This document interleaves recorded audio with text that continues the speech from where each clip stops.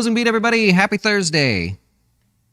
How you doing out there? Everybody good? I made it. I'm here. I am happy. Hey, we are financial advisors here at Jazz Wealth. Thank you, everybody, for joining us. And I mean that the people that have joined us here lately, it's overwhelming, really, that we could actually set up shop, share information with you, hopefully teach you along the way, and you guys actually keep us in mind. So I do appreciate it, really. One of the ways that we like to keep in contact with clients is Wine and Wealth. And that's going to be tonight. Eric is actually going to be joining it. We've actually had a really busy couple weeks here. We did an open house, so you can go on YouTube, see how we do things. We talked about how our funds work.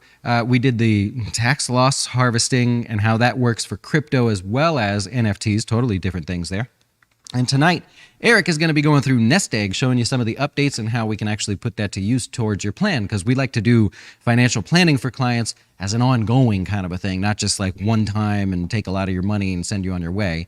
So, yeah, he's going to go over that. That'll be cool. I'm going to stick around too, so I'll be here in case you don't like him or he gets nervous, but he'll be around a little bit later. So I appreciate that, you guys joining us, and of course appreciate you watching and everything. Let's get down to the goods. What happened to the stock market today? I saw on CNBC there was 4 days in a row. Hadn't even really noticed. It didn't feel like 4 days in a row, but today felt a little bit better. If we go over to the charts page, might have to start over. If you go to the charts page, here is the S&P working on putting in a higher low, and now almost confirmed. Where do technical traders confirm a higher low? Right? It looks to be that way right now, and we would assume that the momentum is building. At least they're building cause for higher prices. Well, it's actually at the prior high. So the official break of a higher, to count at a higher low, is breaking the prior pivot high or minor, or what they call major, in this case, minor resistance. And so that's what you'd actually be looking for. It looks good for the moment. We have not had 5 up days in a row this year. And you actually got to go back to like October of last year to find that. So it is somewhat rare. Oh, here, I'll just show you. It's right over here. Right there. 5 days in a row. So you do have to go back to October if you want to see that in the S&P anyways. That's what I'm referencing there. Anyways, we've got the Fed minutes. They did come out yesterday. I don't need to go through them with you, but I did go through them there. The Fed bets, people that are betting on rate hikes, are now over 90% betting on a 3/4 rate hike. So in other words, 75 basis points, 0.75, however you want to say it there. And they've got to do that because what they're doing really doesn't show much sign of working at the moment. Not that it will. It's like trying to turn the Titanic around. It takes time, right? So I don't think we could say failure just yet with them, but it is not going well for what they've been trying to do. From there, we're looking at a half-point rate hike, which is what they're hinting at the moment. The Fed minutes yesterday said they are willing to overdo it if they need to. They said they were willing to accept a small recession, if that's what that means, to bring inflation down. Remember, they turned their attention to gas prices. They've never done that before. That is brand spanking new. I don't know how that's not more of a headline there. I talked about this before, so no need to go into it again. I made some notes here. A couple members actually noted that housing prices in their areas, or housing, has slowed noticeably. So they were vocal about that. What's really interesting to me is, I don't know how much you follow the econ numbers here. I'll just give you a brief thing so we don't stick around too long for this. The University of Michigan produces a bunch of different surveys, and these are actual surveys. They go out and survey. They don't walk around campus. They actually survey people all over the country. The inflation expectations number is a survey that they do, and the Fed referenced that survey 3 different times in the Fed minutes. That survey literally has less than 200 people, usually, that respond. Can you imagine that? So they're looking at this study. Their actual words were, measures of long-term inflation expectations derived from surveys of households, professional forecasters, and market participants were generally judged to be broadly consistent with the committee's longer-run 2% inflation objective. They got the data from less than 200 people. Could you imagine that? Like if there was a political event and somebody was like, that's the winner right there because we surveyed less than 200 people and that's what they said kind of that they voted for. So it's basically it. Holy cow. I mean, it really, makes you wonder, right? And so they reference this 3 times, meaning they know. They're looking at it. They have seen it. Every one of them have looked at it. So despite any forecasts, any evidence, any data, anything really, they're basically going to do what they feel like there. It means that a recession or freezing up of the overall economy there, even though no data shows that inflation is going to remain high, is on the table, right? It's not good news, but it's just so weird that I don't mean to take time on this, but it's so weird that the Fed all of a sudden goes, don't like those gas prices. They've never, ever, ever, ever done that. That's not supposed to be something they focus on, but it is. Anyways, stock market basically likes all of that. They liked what happened overseas. Boris Johnson actually stepping down. China's got a lot of, if you look at any of the China stocks today, they all did well. China's got some stimulus in the form of infrastructure that they're going to be working on. Great for stocks over there. Every area. You could use the FXI to take a look at what happened today, up 2.6%. Use the A shares if you want. Asher is the ticker symbol if you want to just kind of reference China there. Clearly broken out of the downtrend, up 1.5% on the day. We also had the JOLTS numbers come out, which showed that the stock market was basically still strong. The economy, I'm sorry, not the stock market. But Indeed challenged that. Here is the Indeed job postings change by states. Does that look like things are getting stronger? This is actual things that are happening, right? This isn't like a forecast or a prediction by an expert. This is actually changes on the platform. Indeed does this quite a bit, actually. You can pull the data from their site. Oh, we've got changes down here in Florida of 5%. Iowa's the worst, 19.6. California, 14.4. You got some really nasty stuff in there. Arizona and North Dakota, the only positive change in actual job postings there. And if you're curious where the biggest gains were, I just find this fascinating. Software development, up 114%. That was the biggest gainer there. Accounting up 100% and human resources up 99.5%. So if you want to or have kids that are looking in those industries, it is killing it right now as far as the number of jobs available. Unfortunately, the worst area for job postings in terms of declines there were service-based. That's not good. The U.S. economy is service-based. We don't produce more than we service, right? It's a fun way to say it. Lodging and stocking, production and manufacturing assistance, scientific research, human resources, construction, marketing, retail, customer service, cleaning and sanitation, medical technicians, installation and maintenance, things like that are service-based. Those were all the worst in terms of changes all around the country. So I just showed you everything around the country, and then we just kind of broke it down there by industry there. On the bright side, I want to come up one more thing. Realtor.com. So they post data, and I believe Zillow does or used to, but Realtor.com is where everybody looks. Their data that just came out yesterday shows that home prices are going down. There's an 80% increase in homes that are lowering their prices. The number of active listings has also hit a 5-year high. Okay, thought the inventory was an issue. Nope, 5-year high. More than that, the number of pending active listings, pending to active listings, that ratio between pending to active listings has dropped the fastest ever. In the last 5 years, it's dropped the fastest ever that it's dropped. So not too great there unless you're in a couple key states, Florida being one of them, but I just wanted to point that out. And like I mentioned a minute ago, on the bright side, commodity prices, well, they're coming down, right? I wrote it down somewhere. Soybeans down 15%. Off of highs anyways. Corn back to flat year to date. Wheat down 40%. Cotton, which is like a hybrid commodity, down 33% there. Whoa. So, are we in a recession? Doesn't feel like that today, right? Yeah, stock market's moving higher. Things are maybe trying to wake up a little bit. Are we in a recession? Remember, the stock market and the economy are not the same thing, right? The stock market rallies in recessions. In fact, I'm going to share something from one of our wine and wealth classes here. I'm going to share this with you. I think it's over here somewhere. Here is one of the actual stats there that I put down for our clients when we did this here. By the time recessions are made official, they are usually done or close to done. Most of the time, they are over 2/3 of the way done by the time they're made official. It's a lagging title that they give to the stock market there. To prove this, you look at the stock market. Stock markets rally in recessions. So you feel like the news is bad. This is going to be really bad. The stock market rallies in recessions. So if you say, oh, we're going into a recession, I want out of the stock market, you've done yourself a disservice by disconnecting the economy from the stock market. There's only one time, and I'll show you where it was, 1982, in my birth year, actually. Here's 1980. The recession was announced during the market rally. You missed it, right?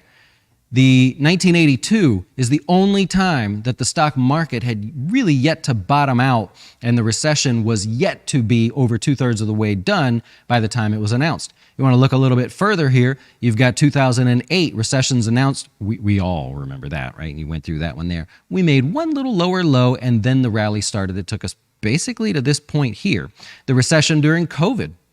Right? The big drop during COVID there. Recession was announced after we were almost back to all-time highs. Now, granted, that was a 33-day recession. That was incredibly quick. But keep that in mind. The economy and the stock market are definitely different numbers talk to different areas of that, right? So the econ numbers, we're looking at the economy, right? When we look at things that the stock did based on earnings, which is coming up here, well, that's based on stock market type reports there. So it's actually normal to see the stock market rally before we find out there's a recession, then look back and go, oh crap, that was the bottom, right? Anyways, enough bouncing around there. The S&P up 1.3% today. The NASDAQ continued to do its thing, and the NASDAQ did its thing today largely because of, we're ready, Apple back above the 50-day moving average. Haven't seen that in a while. Google maybe more confidently above the 50-day moving average. Amazon actually trying to fight here and come off these lows. That would be the weakest out of all of them in terms of short-term relative weakness. Tesla got a little bump there. I actually didn't know that Elon Musk has had a series of babies from different women over the last year. Cody, did you know that? No, I didn't. How many kids would you say Elon Musk has now? I talked to Eric about this morning. It blew my mind. Is it 4 or 5? Oh, he's in the double-digit class. Oh, I didn't know that. He's got 10 kids. Oh. And so the twins that he had came from one of the higher-ups at, I believe, SpaceX. No, Neuralink. One of them women. Yeah. Just about the same time that he had his baby with the singer lady, Grimes, something or other. Yeah. What's going on? It's really, it blows my mind. Good for Elon. Or can I say that? Can you say it? Yeah, well, I mean, maybe he likes kids. I will throw out just one last thing. There's a very interesting thing about how he schedules his time, and maybe Amber Heard was involved in that came out during the case, how there's some get-togethers that they plan, and it's not just with two people either. So I'm just saying it was thrown out there in the case that there was one time Amber, she was not available because of her scheduled time with Mr. Musk and another person. Wow. That's really mind-blowing. It is. Yeah, I had to rewatch that because I was like, come on, what are we doing here? Nope, it's happening, man. That is interesting. The lives that people lead when you're not paying attention could be interesting there. Anyways, I don't want to harp on the stock market too much here. I do want to point out oil gave you a little bit of a rally, much better than what gold attempted to do. Very weak. Very, very weak over there with gold. So be careful with that. New highs and lows we don't have to spend much time on today because there wasn't many. There were 3 new highs, 1 new low. Progressive is waking back up again. This is one of those stocks that has been much stronger than the stock market. Look at it. Refuses to pull back or do anything at all. You can't see me. I'm moving my hands around. Vertex hit new highs as well. We talked about this one yesterday. Cigna falling into the same category there as way stronger than the stock market, breaking out to new highs. Johnson Controls would be one of those that hit new lows today. It's not a very interesting stock. And Altria didn't hit new lows, but this would be the next one. So there were 4 new highs and 1 new low, but Altria is the second closest to making a new low. Remember that these are the extended stocks that I talked about there. So there you go. As for stocks in the news, what do we have here today? GameStop, ladies and gentlemen. You might have noticed the 15% pop in GameStop here today. They're doing a 4-for-1 stock split. It's not necessarily brand new spanking news there, but this is what it probably should be trading. Honestly, it should be trading at whatever a gallon of gas costs at the moment. That's what this company is worth there. And to prove it, there's an analyst at Wedbush that's now my new best friend. He already has a $30 price target on it. Stock price is at $135 right now. He says it's worth $30. Clearly he's wrong, but he's like, this is absurd. And I'm with him on this. He actually said that he nailed it. This is what he said. it makes the 4-for-1 stock split that they're going to do, which will bring it back to around 32, 33 bucks there, makes the stock more affordable for unsuspecting rubes that have yet to lose all of their money. Nailed it, right? Don't know what you're doing with GameStop. Oh, yeah, they got new people. They're making a whole new change here. They're in the crypto space now. How's that going? This is a horrible idea. Careful with that one, please. Anyways, if you have it or you're going to buy it anyways, the split will take effect at the close. They happen at the close on July 18th. You will get 3 more shares when you wake up. I believe that's a Friday. When you come in on Monday, you will have 3 more shares for every 1 share that you had, and the price will have dropped 4x, right? So the notional value of what you have will remain the same. If you put $10,000 into the stock, you will still have $10,000 in the stock. You will just have more shares at a lower price there. So that's when that will take effect. You got about 2 weeks on that one, huh? Good luck to you. Best Buy, up 21% on the day. This is another one of those sort of really beaten down stock. Etsy, Roku, all these names. Really beaten down that have been getting a pretty serious bid here lately. The CEO also, I don't think it was today. This is not new news. It's just reported. They reported, I believe it actually reported yesterday. The CEO, it's a lady. I could picture her. Susan or something is her name. She bought 50,000 shares. Right? So she likes a discount. She sees what's going on here. Remember, they made some changes there recently, so she's all good. Apple, they're going to launch an extreme sports watch. I actually didn't look it up to see what it looked like, but I can't imagine why it would be much different. Maybe just a little more durable or something. But anyways, that was in the news. Somewhat of a light news day for things that stand out. Alcoa is going to be selling its Portland iron smelting plant. They're going to be selling it off, and I didn't catch the price on that one. I didn't catch the price on that one. I'm sorry. And then you got Twitter. They are suing the Indian government because of how they are censoring some of their posts. Some of you may agree that that's a good thing. Some may be a bad thing. And then, of course, there's the back and forth between what's happening with Tesla and Twitter. I'm sorry, Elon Musk and Twitter at the moment as they try to figure out how many of these accounts are like fake or like spam accounts, things like that. They say 5%, he says 20%. They're both trying to figure out how to prove it to each other. I don't know.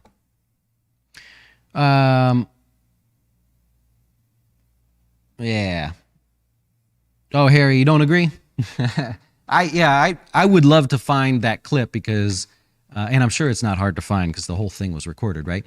But I'd love to find how they worded that because it was a really around the box kind of way of wording that without saying it. And we're like, wait a minute. And then they kept pushing on it and you're like, that's what they're saying? Okay, under oath. That's what you saying somebody's lying, Harry? Nothing wrong with that, by the way, if that's what the guy does. I mean, do you change your mind about him? I don't know. All right, Chris says investing, it feels like investing in GME is less of a way to make money and more of a way to try reform for some shady practices used by large firms. I think the time has passed for that, though, right? I mean, all the eyeballs were drawn on that before. We had it front and center, 60 Minutes, all over the news. You had congressmen and women actually talking about it. I think we kind of missed our moment there. Same with term limits and insider trading. It's like, oh, we just not going to talk about this anymore? Yeah. What's going on there? I don't know. What's your outlook on the S&P and NASDAQ for year-end? Higher? You got to go higher, right? Doesn't have to be much higher, but I've shown stat after stat says 20% drops, month after month drops, quarter after quarter drops. They all result in people saying, I maybe don't like this, but I think I have to put a little money to work here, which helps support, if not stop, the decline in the market, right? Doesn't mean you get a monster rally. By no means would I don't think there's one analyst that says new highs by the end of the year. It'd be probably welcome by a lot of us, but that'd be really odd. So not expecting that, but you have to expect higher from here. Yeah. You're very welcome, Kevin. Thanks for watching. Yeah. Do you believe a pullback soon in the ARC chart? Oh, Giovanni, you're stretching. You're stretching. Anytime somebody goes that deep, they're looking for anything. When you're going down, you're saying, I'm looking for a pullback. If I go on a daily chart, boy, it looks like that thing's about to bounce. Maybe I'll go down to an hourly chart. No, that's not giving me what I want. I'll go to a 4-hour chart. Let's see. Oh, that looks a little bit better. Maybe I can get a pullback there. You're hunting too hard. You're making too much of it, man. Well, the RSI says it's a little overbought. It should be pulled back as well. It's just responding to price. It's just a visual way to reference price. So you can't say, will a stock... I think a stock is going to pull back because the RSI is overbought, or what you would define as overbought. You can't say that because it's only referencing the price. So you don't even need that if you don't want to, but it's a nice visual tool for some people. And I would say it's very tough to assume you get a pullback. Now think about what happens tomorrow. We don't normally have 5 days up in a row. Maybe the market takes a little break and there's not a lot of momentum going into the weekend, and maybe that's just enough to give you a little pause there. That's all you're really hoping for. Yeah. Any thoughts on beyond the past few days? Short squeeze, do you think it's sustainable? It's not off. Oops. Sorry. Why am I not typing right? BYND, right? There we go. Okay. Must have typed it wrong.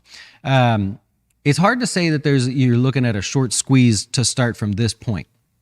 So my first inclination is to say, well, everything that's beaten down has seen about the same bump there. So it's not stock specific. There's nothing going on here just yet that says Beyond Meats has pending news or people are getting rallied up about it again. This is happening to all the beaten down stocks. And it's welcome, but it means that not a lot of volume is focused in on this stock, and that's what you need for a short squeeze. Yeah. Yeah. Don't get me started on term limits. Yeah, I'm just saying, like, that's another thing. Like, if you're going to run for some kind of office, like, or pick on your politicians, you like them, you don't like them, whatever, why don't we can all agree, the Americans can all agree, that's probably a good thing you have term limits. Why aren't we arguing about that? Let's talk about that, No, it's always some other hot button issue that's just temporary, and then people get upset. Sheesh, Dustin, I'd gladly take the other side. You think you'll see lower from right here by the end of the year? It's a bet. What would you like to bet, Ashish? Let me know. Send me an email, or we'll do it here. You have a 37% chance of being right, and if you're willing to take those odds, I mean, I may not be right, but with those odds, I got to take them. I'm in. You find it strange that China and Japan are stimulating and the rest of the world is slowing their economies. Well, China's it gets labeled as stimulus. That's the key word. The algorithms pick it up and all that stuff. They're not really stimulating. So if you read, just for being familiar with China, all they're really doing is saying, we were going to sell, they've already sold as many bonds as they're going to sell this year. Fine. We want to stimulate, but we don't want to increase the money supply. We don't want to do all this extra stuff like we would do here. They say, well, let's just go ahead to next year, grab those bonds we were going to sell, bring them into this year. That's all they're doing. So it'll work, but it's not really stimulating in the U.S. terms. So I do think it'll work. Yeah. Are we is Jazz putting fund cash to work? We are, and we will. So I never do it all. I'm not just a one-day guess the bottom kind of a guy, but yes, we are scaling in, absolutely. And mid-caps are currently the focus. Yep. Shorting Moderna is worthless, 175 to 180. Oh, I don't know that I would short that one. Yeah. I personally wouldn't, just because I don't mess with the biotech stocks myself in any meaningful way. So I'm already a little biased. I might be the wrong one to ask about that because I've got a bad taste in my mouth still. What are your thoughts on Altria moving forward, up or down? It is one of the most extended stocks right now, so the bias would be to the upside. There's obviously a lot of news that can change day by day because of this sort of stay on the ban that they have, but you got to play to the upside if you're just taking all that out and saying, well, if I had to pick up or down, what would it be? Yeah. There's a lot we can all agree on. Yeah, that's the full circle that I think the country comes to, is like, wait a minute, we know we're going to have differences on things. Always. That's fair. We all have different, you guys see it here. I say something and what Chris takes the other side of my bet, right? Or Ashish takes the other side of my bet. We're still friends, right? He's not yelling at me and throwing bottles of beer at my head. Eventually we'll get to that point, and I think people go, wait a minute, there's things that we all really can find common ground on. Let's make progress on that.